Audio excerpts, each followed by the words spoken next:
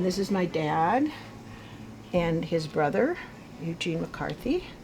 And Gene was just recuperating after a year-long bout in a rehabilitation hospital. My dad's older brother is Eugene McCarthy, and Senator Eugene McCarthy was the senator from Minnesota for 10 years. There was a war that was raging. Some call it the Vietnam War, and the people in Vietnam like to call it the American War in Vietnam. And it was coming to a time when there was a big anti-war movement growing in this country. This is a sort of short history lesson, but when John F. Kennedy was assassinated in 1963, Lyndon Johnson was vice president, and he was then sworn in as president from 63 to the elections of 64. He was then elected for the first time in 1964, and actually was elected on an anti-war platform. So 4 years later, as he started to inherit this war that was going on in Vietnam, and as it continued to escalate, there had been 15,000 young soldiers who had died from 64 to 68. And Gene felt strongly that somebody from within the Democratic Party really needed to challenge Lyndon Johnson on this issue. Bobby Kennedy seemed like the most likely person, but at that time, Robert Kennedy said that he did not feel that it was politically smart for him to do that. And so in the end, Gene stood up alone, and as the poster says, he stood up alone and something happened. And he grew this small anti-war movement into a huge national movement. The first testing of his challenge to Lyndon Johnson was the New Hampshire primary on March 12th of 1968. And when Gene first went to New Hampshire, they thought he'd get maybe 2% of the vote. Most people didn't even know who he was. But there was a movement of college students that was amassed that just went door to door and knocked on every house in New Hampshire, if not once, maybe twice. And it turned out that Gene got 45% of the vote, which was just, such a surprise to everyone, including Lyndon Johnson, who was the heir apparent of the Democratic nomination. Well, I came back to Minnesota thinking I would go to Wilmer Vocational School for the spring when Gene's success with the New Hampshire primary exploded. And I, not being a political person, I called the St. Paul office and said I'd like to come down and do something. And, I thought I could stuff envelopes or address letters or, do something nominal to help out. And because I had the name McCarthy and because I'm a gregarious person, I was sent out on some of the smaller events, and it gave people a connection to the campaign, to the family, but I'd have to have somebody come along to talk about issues, because if anybody asked me, about policy and issues, I was a know-nothing.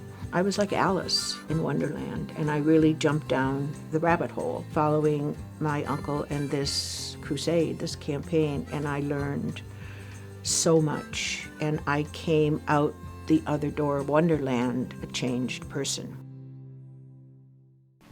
The contemporary urban folk singers Peter, Paul, and Mary. Come gather round the people wherever you roam. Peter, Paul, and Mary had been supporting the campaign. They'd been against the war for years. Peter had written the campaign song, "If you love your country and the things for which it stands, vote for Gene McCarthy and bring peace to this, our land." But they had never actually met the senator.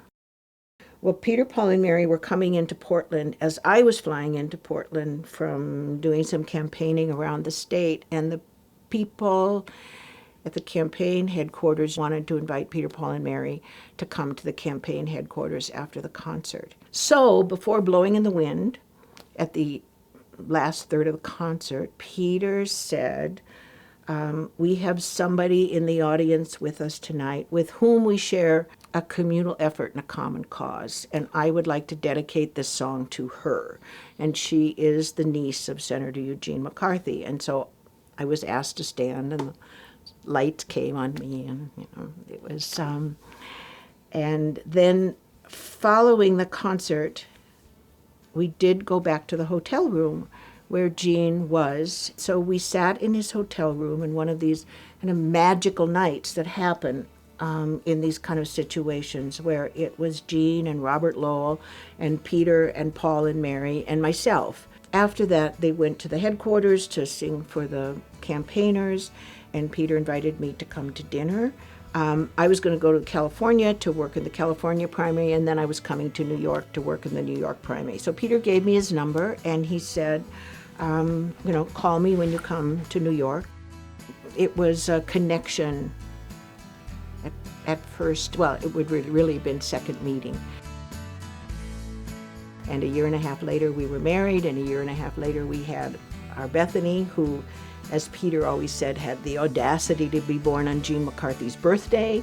And then a year and a half later, Christopher was born in the Wilmer Hospital. So he is a Wilmer boy. Meeting Peter was another where there was a different kind of life. And not so much a life of glamour, but a life of politics and a life of social justice and a life of really putting yourself on the line for causes and people that really mattered.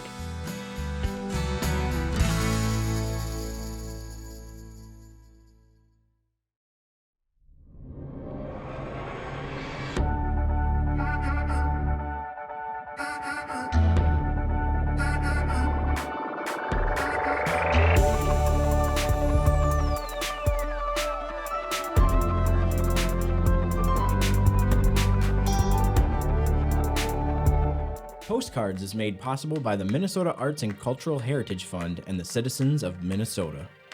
Additional support provided by Margaret A. Cargill Philanthropies, Mark and Margaret Yekel-Julien on behalf of Shalom Hill Farms, a retreat and conference center in a prairie setting near Windham, Minnesota. On the web at shalomhillfarm.org.